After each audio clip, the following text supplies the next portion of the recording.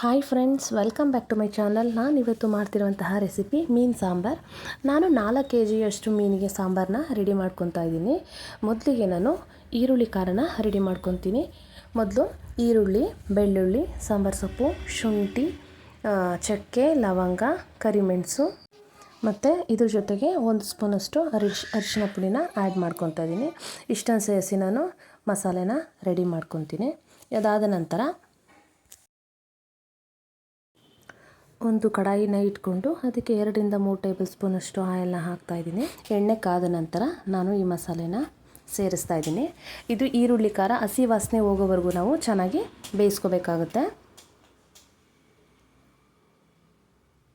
ಇದಾದ ನಂತರ ನಾನು 4 kg ಮೀನಿಗೆ ಹುಣಸೆ ಹುಳಿನ ತೊಗೊಂಡಿದ್ದೀನಿ. ಒಂದು ಮೂಸಂಬಿ ಗಾತ್ರದಷ್ಟು ನಾನು ಹುಣಸೆ ಹಣ್ಣನ್ನು ನಾನು ತೊಗೊಂಡಿದ್ದೀನಿ. ನಂತರ ನಾನು ಇದನ್ನು ಹುಳಿಯೆಲ್ಲನೂ ಆ್ಯಡ್ ಮಾಡ್ತಾ ಹೋಗ್ತೀನಿ. ಹುಳಿಯನ್ನು ಚೆನ್ನಾಗಿ ನಾವು ಕುದಿಸ್ಕೋಬೇಕಾಗುತ್ತೆ. ಹುಳಿನ ನಾವು ಚೆನ್ನಾಗಿ ಕುದಿಸ್ಕೋಬೇಕಾಗುತ್ತೆ. ಇದಾದ ನಂತರ ನಾವು ಟೊಮೊಟೊ ಮತ್ತು ಕಾಯಿನ ಮಸಾಲೆ ರೆಡಿ ಮಾಡ್ಕೋಬೇಕು. ನಾನು ಇದಕ್ಕೆ 1/2 kg ಟೊಮೊಟೊನ ತೊಗೊಂಡಿದ್ದೀನಿ ಮತ್ತು 1/2 ತೆಂಗಿನಕಾಯಿನ ತೊಗೊಂಡಿದ್ದೀನಿ.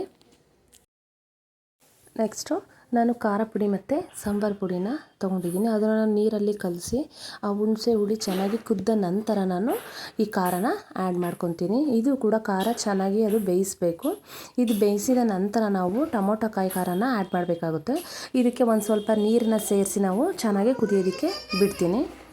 ಚೆನ್ನಾಗಿ ಖಾರ ಕುದ್ದ ನಂತರ ನಾವು ಟೊಮೊಟೊ ಕಾಯಿ ಖಾರನ ಆ್ಯಡ್ ಮಾಡಬೇಕಾಗುತ್ತೆ.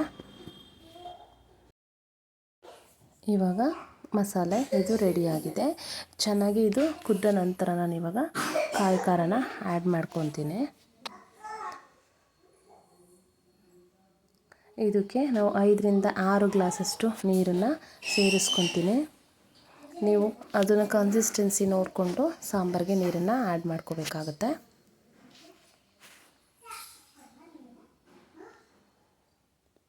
ಇದನ್ನು ನೀಟಾಗಿ ಮಿಕ್ಸ್ ಮಾಡಿಕೊಂಡು ಕುದಿಯೋದಕ್ಕೆ ಬಿಡಬೇಕಾಗುತ್ತೆ.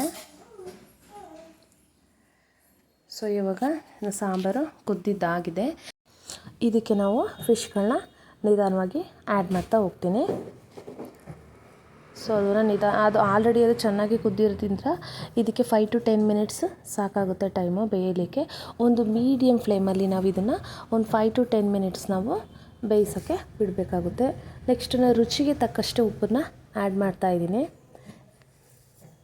ಇದಾದ ನಂತರ ನಾನು ಕೊತ್ತಂಬರಿ ಸೊಪ್ಪನ್ನು ಸ್ವಲ್ಪ ಆ್ಯಡ್ ಮಾಡ್ತಾಯಿದ್ದೀನಿ.